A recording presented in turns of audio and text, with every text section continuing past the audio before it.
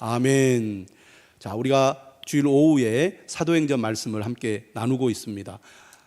성령이 강림한 이후에 교회가 시작이 되었고 베드로의 전도를 통하여 수많은 사람들이 예수 그리스도를 믿게 됩니다. 2장 41절에 보면 사도 베드로가 전한 설교를 듣고 몇 명이 세례를 받았습니까? 저를 보면 답이 안 나오는데 몇 명이 여기 세례를 받았습니까?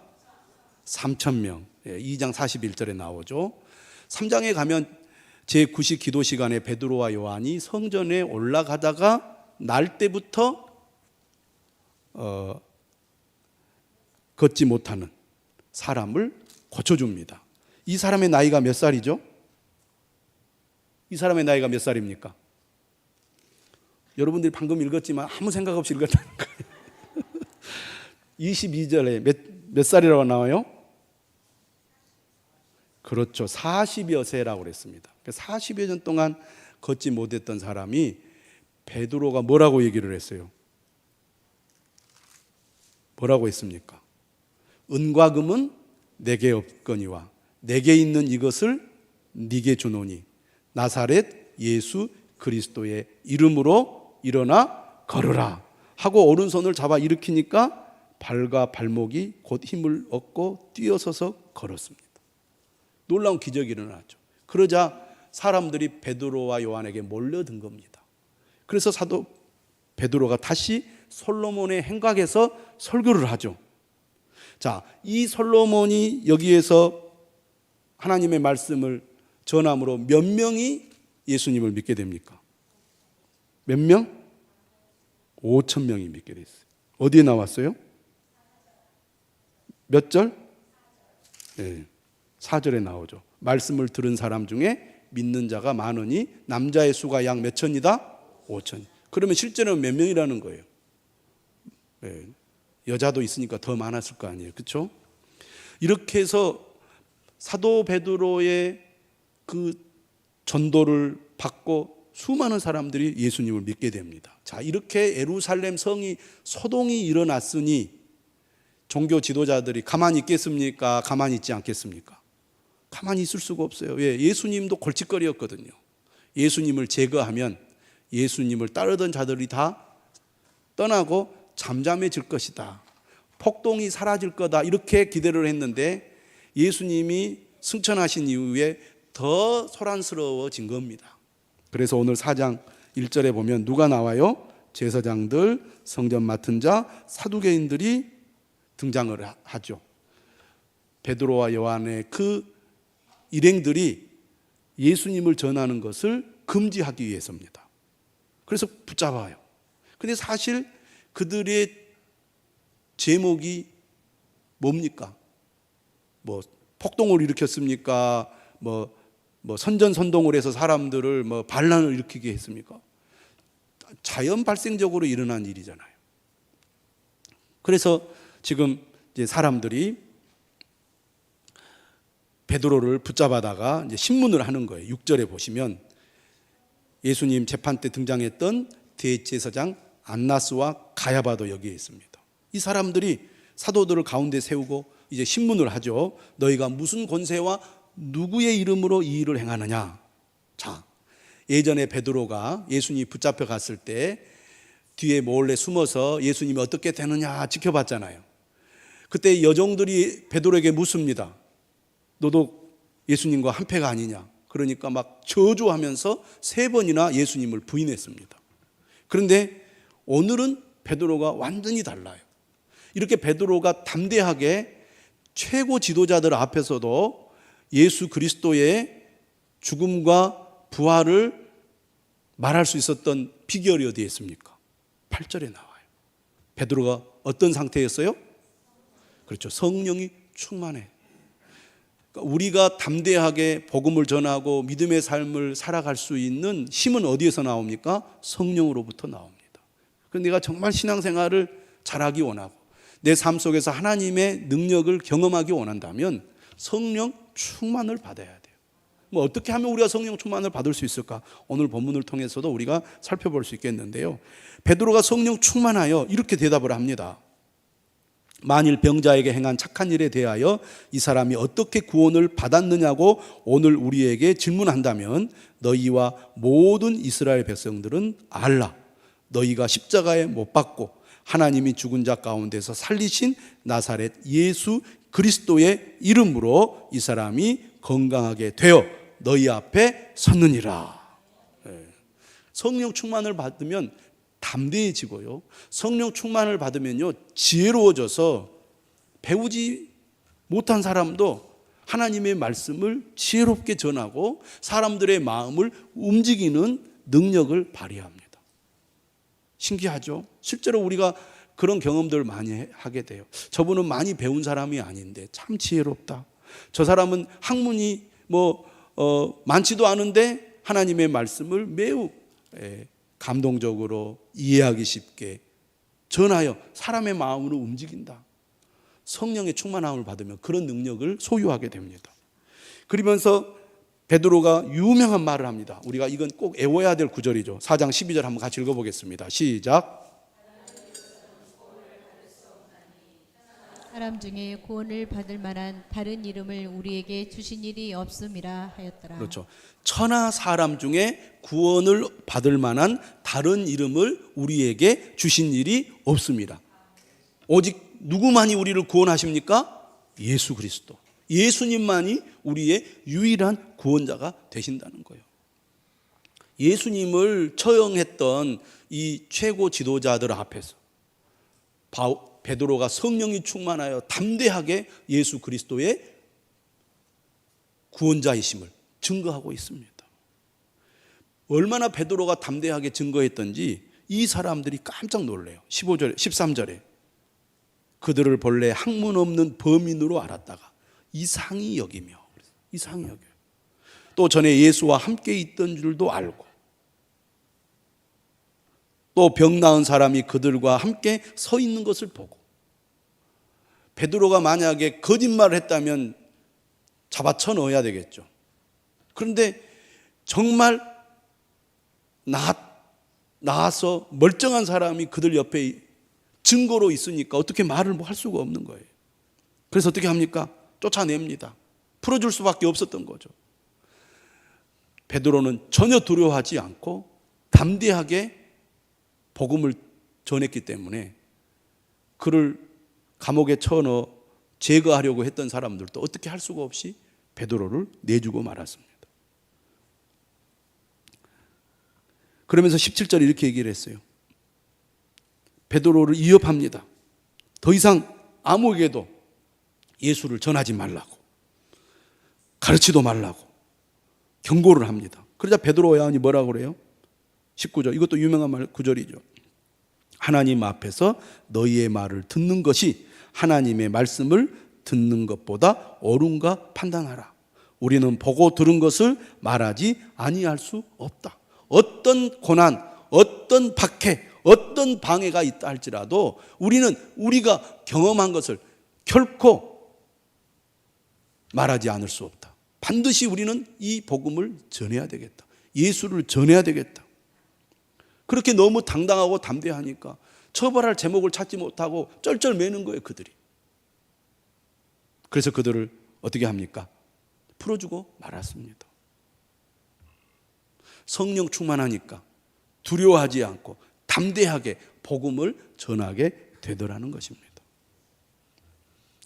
우리가 진정 하나님의 은혜를 받고 성령의 충만함 가운데 살아가게 된다면 복음을 증거하지 않을 수가 없는 것입니다. 여러분에게는 사도 베드로와 같은 그런 뜨거운 열정이 있습니까? 복음을 전하지 않으면 견딜 수 없는 그런 심정이 있습니까? 저는 그런 심정이 없다면 오늘 사도행전을 보고 도전을 받으시고 베드로와 같은 복음 전도의 삶을 살아가게 해달라고 기도할 수 있기를 바랍니다. 그게 의의 무기로 하나님께 드리는 삶인 줄 믿습니다. 자, 이렇게 풀려나서 베드로와 요한이 다시 이제 동료들에게 돌아옵니다. 그리고 돌아와서 뭘 하느냐? 23절. 제사장들과 장로들의 말을 다 알리니. 이것은 첫 번째 보고하는 겁니다. 보고. 우리에게 어떤 일이 일어났는지를 보고하는 거예요. 또 이건 뭐에 해당합니까? 간증이라고 할 수 있습니다. 우리가 경험한 것을 사람들에게 알리는 거예요. 저는 이렇게 하나님께 받은 은혜를 공유하는 것이 참 중요하다고 믿습니다. 내가 받은 은혜를 나 혼자만 간직하는 것으로 끝내지 않고 함께 그 받은 은혜를 나누고 공유함으로써 우리가 서로 어떻게 됩니까? 성령으로 충만하게 되는 겁니다. 그러니까 성령 충만을 받는 이 통로가 뭐냐? 성령 충만한 사람들과의 교제를 통해서 성령 충만해지는 거예요. 네. 그게 중요합니다. 그러니까 여러분이 성령 충만하면 여러분과 함께 신앙의 교제를 하는 사람들도 성령 충만해지는 겁니다. 믿지 않는 사람들이 어떻게 예수님을 믿고 성령 충만하게 되었습니까? 성령 충만한 베드로의 설교를 듣고 성령 충만해졌거든요. 그러니까 성령 충만의 통로는요, 인격적인 하나님의 사람을 통하여 성령 충만함을 받게 됩니다. 그래서 예배가 중요하고요, 말씀이 중요한 거예요. 우리가 여러분 모두가 성령 충만한 상태에서 찬양을 드리고 예배를 드리면요, 예배당에 처음 온 사람들도 여러분들의 그 간절한 믿음과 예배를 보고 느끼면서 성령 충만해지는 거예요. 그래서 좋은 교회에는요, 사람들이 많이 모이게 되어 있습니다. 왜? 뜨거 이런 게 있는 거거든요. 가니까 막 감동이 돼. 찬양이 감동이 되고, 기도할 때 눈물이 나오고.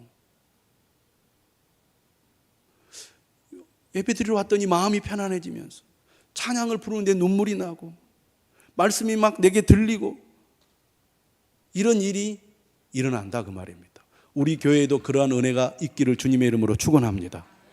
그러려면 여러분 각자가 성령 충만함을 사모하고 성령 충만한 예배자가 될 수 있도록 하나님 앞에 간구해야 될 줄로 믿습니다. 또 여러분과의 영적인 이 교제를 통하여 성령 충만한 그런 이 은혜가 퍼져 나가야 될 것입니다. 할렐루야. 제가 이렇게 이제 유튜브를 통해서 찬양하는 그 팀들 영상을 보게 됩니다. 요즘 아주 유명한 찬양 팀들이 많이 있어서 그 찬양 예배를 이렇게 영상으로 찍어서 이렇게 소개하는 그런 유튜브 영상이 많이 있거든요. 그런데 찬양을 뜨겁게 하는데 보면은요, 벌써 찬양을 인도하는 사람들의 이 표정이 달라요. 심지어는 드럼 치는 사람, 기타 치는 사람, 또 피아노를 치는 사람들의 표정이 다 다릅니다. 정말 성령 충만해서 찬양을 부르는구나. 어쩔 수 없이 내가 의무적으로 내가 어떤 이 임무를 수행하는 것이 아니라 정말 하나님의 은혜에 감격하여 마음을 다하여 하나님을 찬양하는구나. 근데 그런 영상을 보면서도 막 은혜가 되거든요. 근데 우리가 그런 사람이 되어야 한다는 거죠. 의의 무기로 여러분의 지체를 하나님께 드리시기를 바랍니다. 이렇게 이제 보고를 해요. 그리고 나서 그들이 뭘 하냐면 24절에 보니까 그들이 듣고 한 마음으로 하나님께 소리를 높여 이르되, 뭘 했습니까? 기도를 했습니다. 이게 중요해요. 성령 충만을 우리가 어떻게 받느냐? 하나님의 말씀을 들을 때 성령 충만을 받을 수 있습니다. 믿음의 사람과의 영적인 교제를 통해서 성령 충만을 받을 수 있습니다. 그리고 가장 중요한 것, 믿음의 사람들이 함께 합심하여 기도할 때 성령 충만함을 받는 것입니다. 성령 충만해야 이 악한 세상에서도 담대하게 믿음으로 살아갈 수 있고 하나님의 능력을 자신의 삶을 통해 드러낼 수가 있습니다. 무기력한 신앙생활이 되고 죄에 넘어지는 성도가 되고 불의의 무기로 죄에 빼앗기는 사람이 되는 이유도 성령 충만하지 못할 때 그런 일이 일어나거든요. 그래서 이렇게 그들이 한 마음으로 하나님 앞에 소리를 높여 기도합니다. 29절에 이렇게 기도하죠. 주여 이제도 그들의 위협함을 굽어보시옵고. 예수님을 잡아 죽였던 사람들이 지금 자기들도 지금 잡아서 감옥에 쳐놓으려고 하는 그런 상황이잖아요. 주여 이제도 그들의 위협함을 굽어보시옵고 또 종들로 하여금 담대히 하나님의 말씀을 전하게 하여 주시오며. 그러니까 기도의 제목이 어디에 있느냐? 하나님, 이 지금 위험한 상황 속에서 우리를 지켜주십시오. 그리고 우리가 그런 상황 속에서도 복음을 담대하게 전할 수 있도록 주님, 우리에게 힘을 주시옵소서라고 기도하고 있습니다. 하나님의 뜻을 구하는 기도를 하고 있다는 거죠. 그러니까 하나님께서 그러한 마음으로 기도하는 사람을 내버려 두겠습니까? 성령 충만하게 하시죠. 30절, 손을 내밀어 병을 낫게 하시옵고 표적과 기사가 거룩한 종 예수의 이름으로 이루어지게 하옵소서 하더라. 간절하게 기도했습니다. 31절에 보니까 빌기를 다하매 그들의 기도가 끝이 나니까 어떤 일이 났어요? 모인 곳이 진동하더니 뜨거운 기도가 결국 하나님의 응답으로 나타나서 무리가 다 어떻게 됐습니까? 성령이 충만하게 된 것입니다. 이처럼 우리가 하나 되어서 간절한 마음으로 하나님의 뜻을 구할 때 하나님께서 우리를 성령 충만하게 해 주실 줄 믿습니다. 베드로와 요한의 보고는 단순히 자신들을 자랑하기 위해서 보고한 게 아닙니다. 그들의 동료들이 성령 충만하여 이런 고난과 박해 속에서도 계속해서 하나님의 말씀을 전할 수 있도록 하기 위해서 보고를 하고 간증을 한 것이죠. 그리고 그 결과 그들은 어떻게 했습니까? 담대히 하나님의 말씀을 전하게 된 것입니다. 오늘 우리도 사도행전 4장의 말씀처럼 성령 충만하여 그리스도를 전하는 여러분들이 되시기를 바랍니다. 그게 의의 무기로 우리 자신을 드리는 것입니다. 이를 위해서 우리가 함께 모여서 더욱 뜨겁게 기도해야 될 줄로 믿습니다. 화요전도대가 우리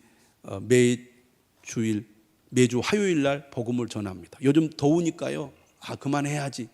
이래야 되는데 우리 화요전도대원들이 얼마나 뜨거운지 덥지 않은 이른 시간에 모여서 전도합시다. 그래서 9시 반에 모여가지고 전도를 합니다. 근데 전도를 하는 것이 뭐 대단한 게 아니에요. 알고 보면 이단들보다 훨씬 수준이 떨어집니다. 이단들은 얼마나 수준이 높은지 몰라요. 우리는 아침 일찍 가가지고 아파트에 들어가서 전도지 하나 이렇게 꼭 꽂아놓고 오는 거예요. 주님, 꼭 예수님 믿는 사람 만나게 해달라고. 그랬더니 정말로 전도지 들고 우리 교회에 오신 분들이 여러 분 계셨어요. 오늘도 우리 한 분이 전도를 하셨습니다. 딱 전도지를 저에게 보여요. 구겨진 전도지를 딱 저에게 보여주면서 이 전도지 보고 왔습니다. 할렐루야. 그래서 여러분 이제 우리 여기 계신 모든 분들이 특별히 직분자들이 교회 전도지를 여러분들이 딱 들고 가셔야 돼요.